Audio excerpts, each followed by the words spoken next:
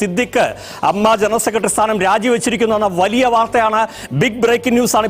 Ranjith email വഴി സർക്കാരിന് രാജി കൈമാറിയിരിക്കുന്നു. എന്തൊക്കെയാണ് ഈ കൊച്ചു കേരളത്തിൽ സംഭവിക്കുന്നത്? എന്തൊക്കെയാണ് നടക്കുന്നേ? എന്തൊക്കെയാ? അതൊരു വലിയ കഥയാ. അയ്യോ, എനിക്ക് പോയിട്ട് കുറച്ച് ധൃതി ഉണ്ടായിരുന്നു. അല്ല, ഞാൻ ചുരുക്കി പറയാം. സിനിമ മേഖലയിലെ സ്ത്രീകൾ അനുഭവിക്കുന്ന ബുദ്ധിമുട്ടുകളെ പറ്റി അറിയാൻ വേണ്ടിയിട്ട് സർക്കാർ നിയോഗിച്ചൊരു കമ്മിറ്റിയാണ് ഹേമ കമ്മിറ്റി. എന്തിനാണ് ഈ ആൺ പെൺ വേർതിരിവ്? സിനിമയിൽ അത് സാധിക്കില്ല. നല്ല മനുഷ്യൻ. കുറ്റകൃത്യം നടക്കുന്നത് എവിടെ വെച്ചാണ്, ആർക്കാണ് അത്തരം അനുഭവങ്ങൾ നേരിട്ടിട്ടുള്ളത് എന്ന് പറഞ്ഞാൽ തീർച്ചയായിട്ടും അത് പോലീസ് കേസെടുത്ത് അന്വേഷിക്കണം, അങ്ങനെയുള്ള ആളുകളെ ശിക്ഷിക്കണം എന്ന് തന്നെയാണ് ഞങ്ങളും ആവശ്യപ്പെടുന്നത്. ഈ ജനറൽ സെക്രട്ടറിയായ ഇദ്ദേഹം അഡ്ജസ്റ്റ്മെന്റിന് എന്നെ വിളിച്ചു എന്നാണ് പലയിടത്തും പറയുന്നത്. പക്ഷെ the thing is that he raped me. എങ്ങനെ? He raped me. ഒരക്ഷരം പോലും തെറ്റിയില്ല. ഇവിടേക്ക് വന്ന സമയം നന്നായി. ഞാനും കുറച്ച് നാളിരിക്കുക. സിനിമയിൽ സജീവമല്ലാത്ത ചിലരെ പ്ലാൻ ചെയ്ത് വിട്ട് ഇത് പറയിച്ചതാ. സിദ്ദിഖ് അമ്മ ജനറൽ സെക്രട്ടറി സ്ഥാനം രാജിവെച്ചിരിക്കുന്ന വലിയ വാർത്തയാണ്. അതേതായാലും നന്നായി. തുടങ്ങിയപ്പോൾ തന്നെ പറഞ്ഞില്ല, റിപ്പോർട്ടിനെ നമ്മൾ സ്വാഗതം ചെയ്തിട്ടേ ഉള്ളൂ. പിന്നെ ഈ ഓട്ടം അത് പടയോട്ടം. അങ്ങനെ പേടിച്ചു പോകുന്നവനൊന്നും അല്ല ഞാൻ. എന്നാലും വെറുതെ ചോദിക്കാം. ഒന്ന് കുളിപ്പിച്ചു തരുമോ? ജയിലിൽ നിന്ന് വന്നിട്ട് ഞാനും കുളിപ്പിച്ചു തരാം. ഞങ്ങൾ പിടിച്ചു കൊടുക്കുന്ന മറവിൽ നിന്നുകൊണ്ടാണ് ഞങ്ങളുടെ സഹോദരിമാരായ നടിമാര് വസ്ത്രം മാറിയിട്ടുള്ളതും അഭിനയിക്കാൻ തയ്യാറായി വന്നിട്ടുള്ളതും. അപ്പൊ പുരിയില്ല, ഇപ്പൊ പുരിയത് ഇന്ന് നമ്മൾ ഒരിക്കൽ പോലും ബാക്ക് ഓഫ് ദ ഹെഡിൽ നമ്മൾ വിചാരിക്കുന്നില്ല ഇങ്ങനെ അദ്ദേഹം ബിഹേവ് ചെയ്യുന്നത് നമ്മൾ വിചാരിക്കുന്നില്ല.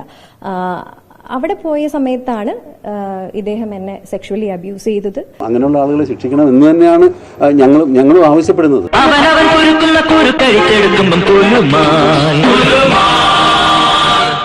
ഒന്നും പറയാനില്ല, അതൊക്കെ അമ്മയുടെ ഭാരവാഹികൾ പറയും.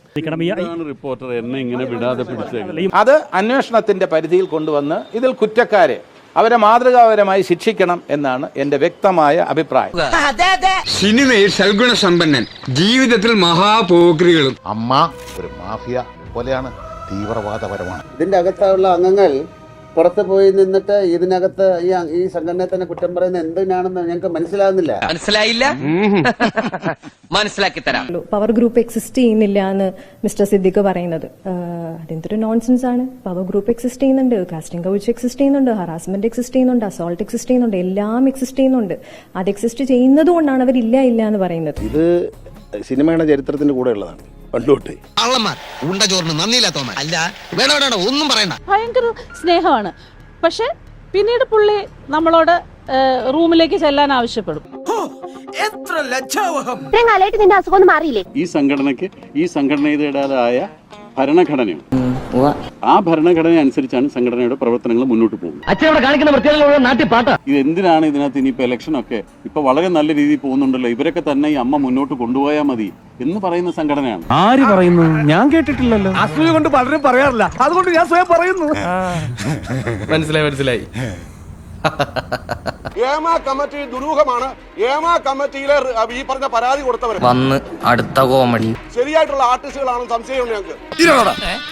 അവന്റെ ഒരു ദുരന്തം. ഫിലിം ചേമ്പർ നിലപാടല്ല, എന്റെ സ്വകാര്യ നിലപാട്. ഇപ്പൊ നിന്നെ ആരെങ്കിലും കെട്ടിയെടുത്തേ? ഒരു പരിഷ്കരണം അത് സിനിമാ രംഗത്ത് ആവശ്യമാണ് എന്നാണ് ഈ റിപ്പോർട്ട് കാണിക്കുന്നത്. 4.5 വർഷക്കാലം ഇതുപോലത്തെ ഒരു റിപ്പോർട്ട് കയ്യിൽ വെച്ചത് പുറത്തു വയ്ക്കാതെ അതിനു മീതെ സർക്കാർ എന്തിനടയിരുന്നു എന്ന ചോദ്യമാണ്. I feel something fishy.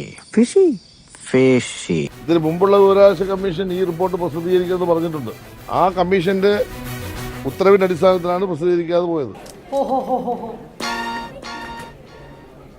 ഇതിനകത്ത് എന്ത് കാലതാമസം ഉണ്ടായി, എന്തുകൊണ്ട് ഇത്രയും നാളും വന്നില്ല, ഇതൊന്നും ചോദിക്കണ്ട. വന്നല്ലോ.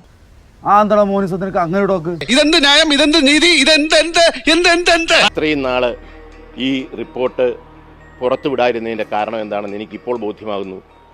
കാരണം അതിനകത്തെ 15 അംഗ പവർ ഗ്രൂപ്പാണ് അതിന് കാരണം. പവർ ഗ്രൂപ്പോ പവർ ബാങ്കോ എനിക്ക് தெரியாது.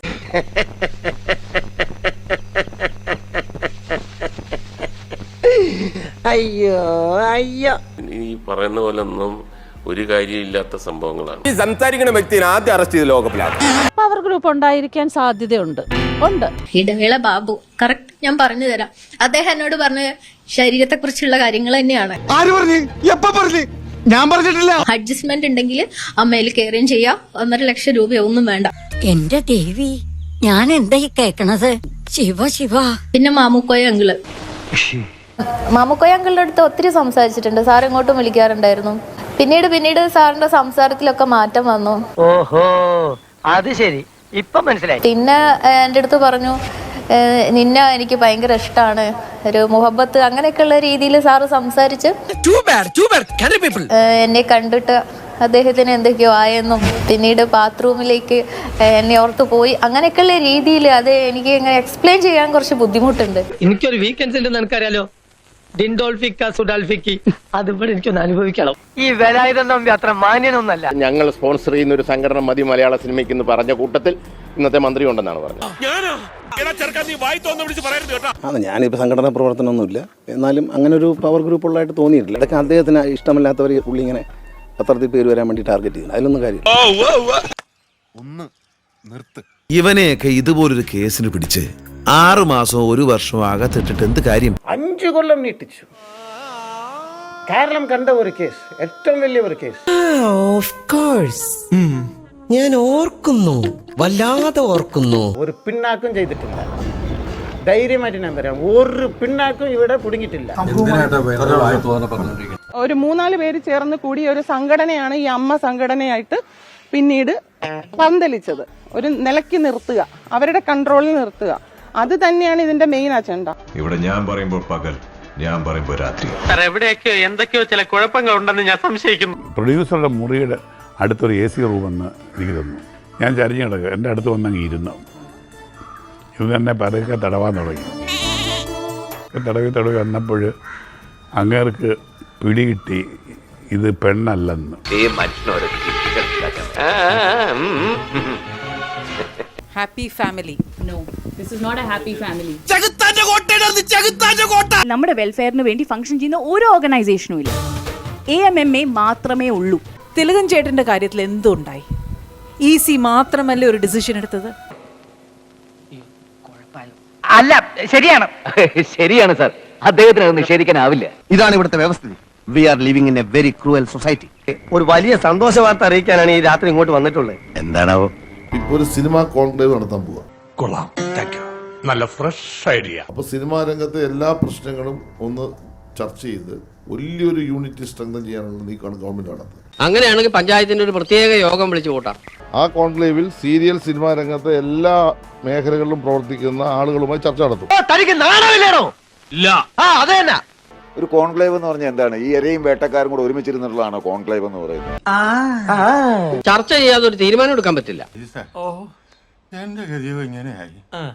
ഇനിയിപ്പോ നിന്റെയൊക്കെ ഗതി എന്താവുന്നോ എങ്ങനെയാവുന്നോ ആർക്കറിയാം.